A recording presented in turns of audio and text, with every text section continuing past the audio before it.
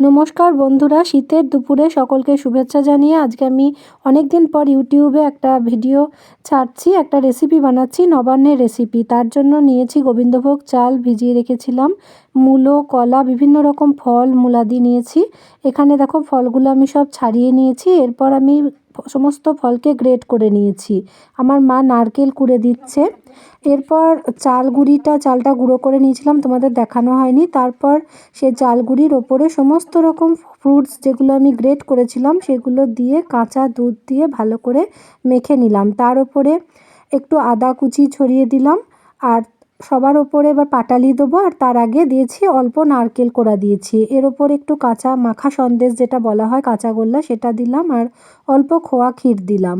দিয়ে ভালো করে আবারও মাখিয়ে নেব। মাখিয়ে নেওয়ার পরে ওপরে কিছু ফ্রুটস আবারও ছড়িয়ে দেবো। কিছু ফ্রুটস ছড়িয়ে দেওয়ার পরে কাজু বাদাম কিশমিশ এগুলোকেও তার উপরে ছড়িয়ে দিলাম। ছড়িয়ে দেওয়ার পরে ভালো করে আর একবার মেখে নিলেই নবান্ন রেডি হয়ে যাবে। এই যে ওপরে আর একটু নারকেল কোড়া ছড়িয়ে দিলাম। আমাদের গ্রাম বাংলার এই রেসিপিটা সকলের খুব পছন্দের। যখন নতুন ধান ওঠে তখন এই নবান্ন উৎসব হয় গ্রাম বাংলায়। তোমরাও করে দেখতে পারো, খুব ভালো খেতে হয়। আমি এইভাবেই নবান্ন বানাই, সেটাই শেয়ার করলাম। ভালো থেকো, সুস্থ থেকো সকলে।